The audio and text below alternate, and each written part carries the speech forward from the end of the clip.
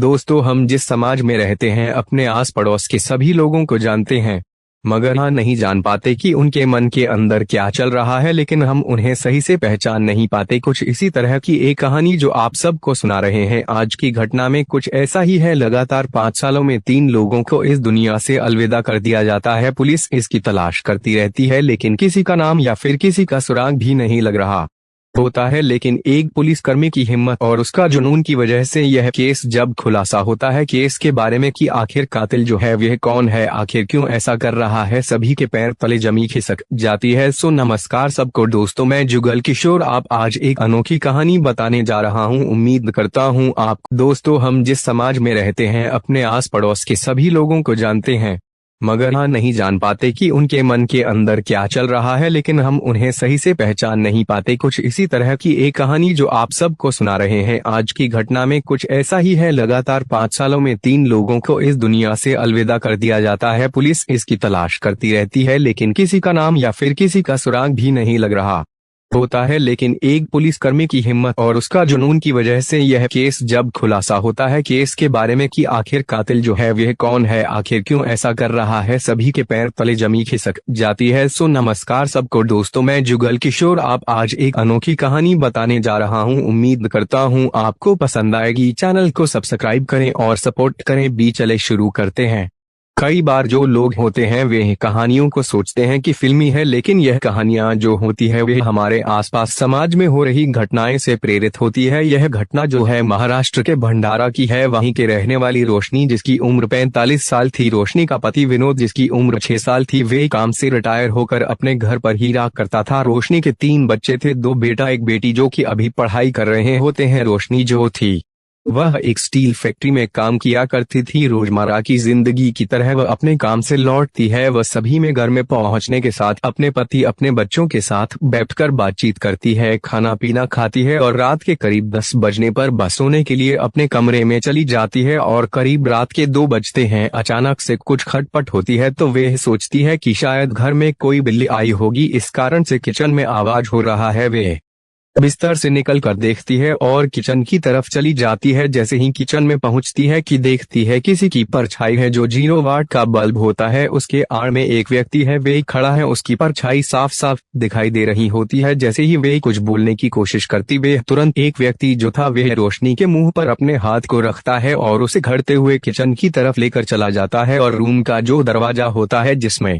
पति और तीनों बच्चे जो थे बस सोए हुए थे, उस रूम का दरवाजा बंद कर देता है। कुछ देर बीतने के बाद जब रोशनी का पति विनोद उठता है तो देखता है कि उसकी पत्नी उसके बगल में सो नहीं रही है। तीनों बच्चे जो है वे वहीं पर सोए हुए हैं। वे उठकर दरवाजे की तरफ बढ़ता है। वह देखता है दरवाजा जो है वे बाहर से लगा हुआ है और बाहर से कुछ अलग तरह की आवाजें आ रही है। वे दरवाजा खोलने की पूरी कोशिश कर रहा होता है लेकिन दरवाजा उसे खुल नहीं पा रहा होता है। जो विनोद होता है वह कुछ समझ नहीं पा रहा होता है कि आखिर ऐसा क्या हो रहा है। बरामदे में जो वह बार बार अपनी पत्नी रोशनी को आवाज लगा रहा होता कि रोशनी दरवाजा खोलो, आखिर बात क्या है। रोशनी जो थी वे कुछ बोलने की कोशिश कर रही होती है लेकिन उसकी आवाज जो थी वह साफ साफ ना सुनाई नहीं दे रही होती है। विनोद को जो विनोद था वह समझ नहीं पा रहा हो। उसकी आवाज को सुनकर जो तीनों बच्चे थे वे भी उठकर बैठ जाते हैं कि आखिर क्या बात है। जो पिताजी जो की लगा रहे बार बार माँ को, वह भी दरवाजे पर आकर अपनी माँ को आवाज लगाना शुरू कर देते हैं, माँ कहाँ हो तुम, दरवाजा खोलो, क्या हुआ माँ। बहुत तरह की जो बातें थी वे हो रही थी। करीब आधे से 1 घंटे बीत जाने के बाद अचानक से आवाज जो होती है रोशनी की आवाज आना बंद हो जाती है। लेकिन विनोद जो था उसके तीनों बच्चे जो थे बार बार अपनी माँ और अपनी पत्नी को आवाज लगा रहे होते हैं। काफी देर बीतने पर विनोद जो होता है वह अपने पड़ोसी के पास कॉल लगाता है। जो पड़ोसी होता है वह अपने काम पर गया हुआ होता है। वह अपनी पत्नी के पास कॉल लगाता है कि विनोद भैया के घर पर जाओ और उसका दरवाजा जो है वह खोलो। वह जो विनोद का जो दोस्त होता है पड़ोसी, उसकी पत्नी उसके घर पर पहुंचती है और देखती है किचन की तरफ जो रोशनी है वे किचन में बंद पड़ी हुई है। तुरंत दौड़ती हुई विनोद के कमरे के पास पहुंचती है और दरवाजे को खोलती है जो विनोद होते हैं और तीनों बच्चे तुरंत बरामदे में तेजी से चिल्लाते हुए रोशनी कहाँ हो तुम करते हुए वे किचन की तरफ बढ़ते हैं तो देखते हैं कि किचन में जो रोशनी है वे गिरी हुई है और उसे इस तरीके से शरीर पर कपड़े हैं जैसे कि उसके साथ गलत करने की कोशिश की गई है। जो विनोद होते हैं वह अपनी पत्नी के गोद में उठाते हैं और उठाने की कोशिश करते हैं, लेकिन जो रोशनी होती है वह कुछ बोल नहीं रही होती है। जो महिला होती है वह अपने पति को फोन लगाती लगाती है। तुरंत जो विनोद का जो दोस्त होता है पड़ोसी वह भी विनोद के घर पर पहुंचता है। पुलिस को इन्फॉर्म की जाती है, पुलिस भी आती है और तुरंत रोशनी की बॉडी को पोस्टमार्टम के लिए भेज दी जाती है। रोशनी के पोस्टमार्टम होने के बाद उसके हाथों में एक अंगूठी मिलती है। उस अंगूठी को विनोद को दिखाया जाता है कि रोशनी के हाथों में यह अंगूठी थी, यह आप रख लो। जो विनोद था वे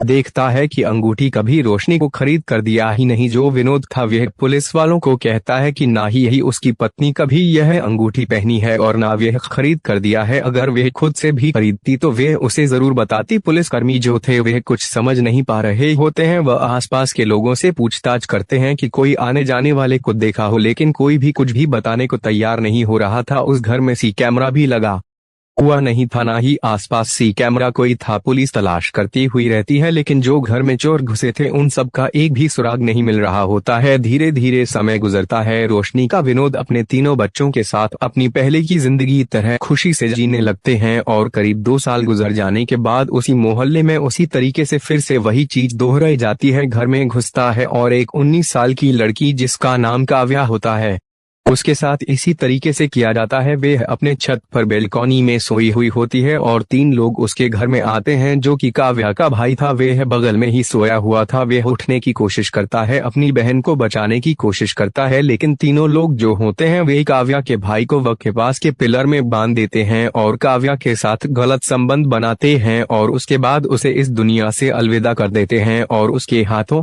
में वो रिंग को डालकर चले जाते हैं। सुबह के करीब 4 बजे बज रहे होते हैं। जो काव्या के पिता थे वे बेलकॉनी में पहुंचते हैं तो देखते हैं कि उनके बेटे के हाथों में रस्सी बंधी हुई है और पास में उनकी बेटी काव्या जो है वे बिस्तर पे से नीचे गिरकर सोई हुई है। वह तुरंत अपनी बेटी को उठाने की कोशिश करते हैं, लेकिन उनकी बेटी जो थी वे इस दुनिया को छोड़कर चली जा चुकी थी। वह तुरंत अपने बेटे के हाथों को खोलते हैं और उससे पूछते हैं कि आखिर बात क्या है, ऐसा रात में क्या हुआ, तुमने आवाज क्यों नहीं लगाई। जो काव्या का भाई था बस सारी बातों को बताना शुरू करता है कि 3 लोग जो थे वे उसकी बेलकॉनी में पहुंचे और उसके मुंह पर हाथ को रखकर उसके आंखों में पट्टी बांधकर उसके हाथों को बांध दिए और पिलर में बांधकर वे उसकी बहन के साथ गलत किए और उसके बाद वे क्या किए वे नहीं जानते। इस बात को सुनते ही जो काव्या के पिता थे वह तुरंत पास के ही थाने में इन्फॉर्म करते हैं। पुलिस जो थी वह तुरंत पहुंचती है और काव्या के बॉडी को पोस्टमार्टम के लिए भेज दिया जाता है और फिर से वही चीजें मिलती है। एक अंगूठी जो काव्या के हाथों में थी, अंगुलियों में वह काव्या के पिता को दिखाया जाता कि क्या काव्या का यह अंगूठी है, लेकिन काव्या के जो पिता थे वह कहते हैं कि आज से पहले उन्होंने यह अंगूठी कभी नहीं देखी। वह अंगूठी काव्या के भाई को भी दिखाया जाता है। वह भी जो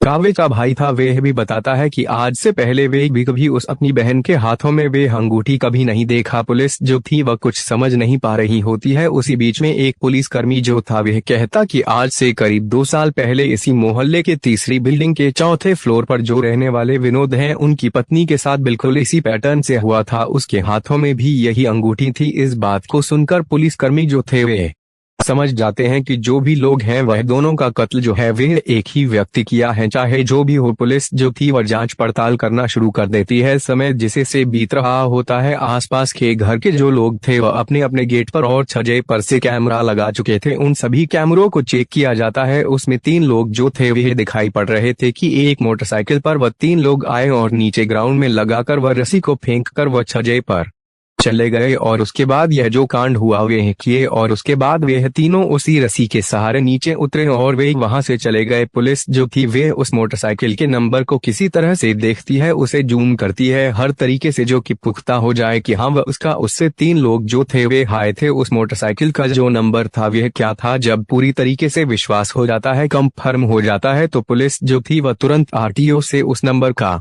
बारे में पता लगाती है कि आखिर वह मोटरसाइकिल जो है वह किसके नाम पर रजिस्टर है, तो पता चलता है कि एक संतोष नाम का एक व्यक्ति है जो कि 55 साल का है, उसके नाम पर वह मोटरसाइकिल रजिस्टर है। तुरंत पुलिस जो थी वह तुरंत संतोष के घर पर पहुंचती है, जो कि उस कॉलोनी के करीब 1 किलोमीटर की दूरी पर उसका घर था। पुलिस उसके घर पर पहुंचती है तो देखती है कि घर में एक लड़का है जो कि इसका उम्र जो है वह 19 साल हो रहा होगा, और उसके पिता जो कि 55 साल के हैं जिनका नाम संतोष है। पुलिस से पूछताछ करती है और संतोष के बेटे से भी पूछताछ करती है। जो संतोष का बेटा था वह पुलिस को देखकर वह पसीने पसीने हो रहा होता है। पुलिस जो थी वह देखती है कि संतोष के बेटे को पुलिस को देखते ही काफी पसीने छूट रहे हैं। पुलिस तुरंत संतोष के बेटे को अपने साथ जीप में बैठा है और थाने लेकर चली जाती है और उसे कड़ी से पूछताछ करना शुरू कर देती है कि आखिर तुम्हारे पसीने इतने क्यों छूट रहे हैं, पुलिस को देखकर आखिर बात क्या है, तुम सही तरीके से बता दो वरना बहुत तरीके हैं तुमसे सच्चाई उगलवाने का। जो संतोष का बेटा था वह बताना शुरू कर देता है। वह बताता है कि उसका नाम पिंटू है, उसका एक और दोस्त है जिसका नाम राहुल है और एक जो कि नाम दीपक है। वे तीनों मिलकर एक रात को पार्टी कर रहे होते हैं साल 2018 में, और उसी समय पार्टी करने के दौरान वो लोग कहे कि शराब के साथ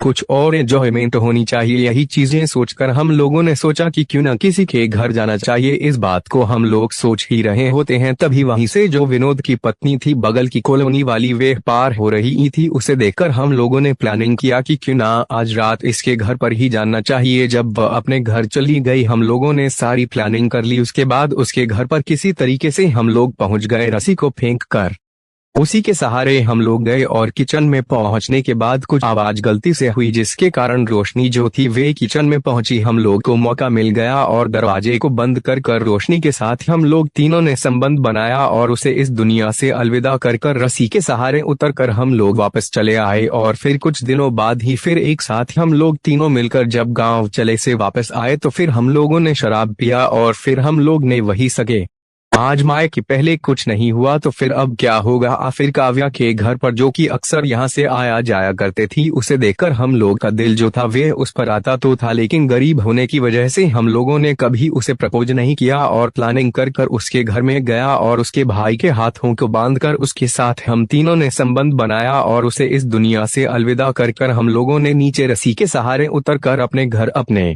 घर चले आए। अगर आप 2 दिनों तक नहीं आते तो मैं जो था अपने गांव वापस चला जाता। पुलिस जैसे ही इस बात को सुनती है वह तुरंत राहुल और दीपक को बताए अनुसार पुलिस तलाश करती है। उसे ढूंढकर जेल की सलाख के पीछे तीनों को कर देती है और संतोष के बेटे पिंटू को बयानों को नोट करती है और कोर्ट में पेश करती है और उन तीनों को बयानों के अनुसार कोर्ट उन तीनों को उम्र कैद की सजा दे देती है। सो दोस्तों, ऐसे कई लोग जो होते हैं वह शराब पीकर कुछ ऐसे फैसले कर देते हैं जिन्हें वह आगे यह नहीं सोचते कि वह आगे आने वाले दिनों में कानून जो है वे उसे नहीं छोड़ने वाला। वे बिंदास होकर वह शराब के नशे में कुछ भी करने को आतुर हो जाते हैं। आप इस घटना के बारे में क्या कहना चाहते हैं कमेंट में अपना राय जरूर दीजिएगा। फिर मिलते हैं एक और वीडियो में, तब तक